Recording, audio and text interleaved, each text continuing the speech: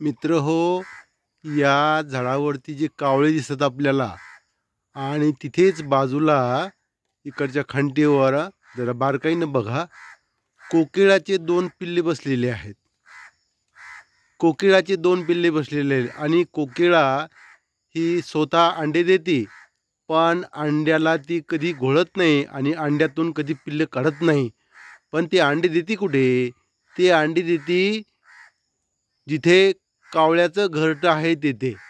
तिथे जिथे कावळ्याचं घरटं आहे तिथे ती अंडी देते आणि ती निघून जाते.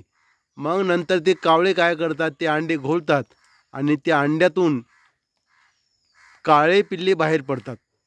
नंतर कावळ्याला माहीत होतं की हे पिल्ले आपले नाहीत आणि कोकिळाची पिल्ले त्या कावळ्याला आपली स्वतःची आई समजतात आणि आई समजून हे पिल्लं इथंच या बाभळीवरती बसलेले आहेत आणि कावळे जरा अचंबित झालेले आहेत आणि ह्या कावळ्याच्या बाजूला कोकिळाचं पिल्लू बसलेलं आहे.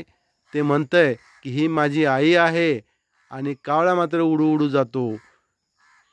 पण कावळ्याला माहीत आहे हे आपलं नाही, आपलं एक दुसऱ्या पक्षाचे अंडे घोळले अशी त्याला चूक त्याला मान्य होते आणि ते या पिल्लाला नाकारायला सुरुवात करते. पण कोकिळाचं पिल्लू मात्र सतत आपलीच आई आहे हे, कारण त्या पिल्लाला लहानपणापासून कावळ्याने खायला दिलेलं असतंय. मांस, मच्छर, अन्न हे जे खायला दिलं असते कोकिळाने खाल्लेलं असतंय. पण आता मात्र ते कावळे त्याला अंतर करायला हे जे दिसतंय हे कोकिळाचं पिल्लू आहे आणि बाजूला या खंडीवर बसलेले हे कावळे आहेत.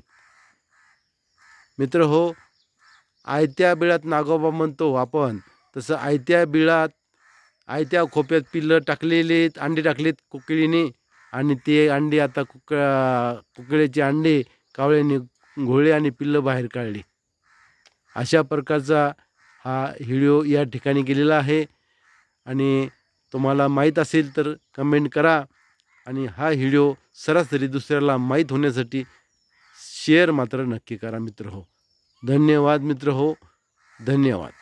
कारण कावळा काळाच असतो, कोकिळाचे पिल्ले काळीच असतात, त्याच्यामुळं ते मॅच होतात आणि कावळा येडा बाबळा साधा माणूस तो बिचारा आपलं इमानदारीनं चांगलं काम करतो.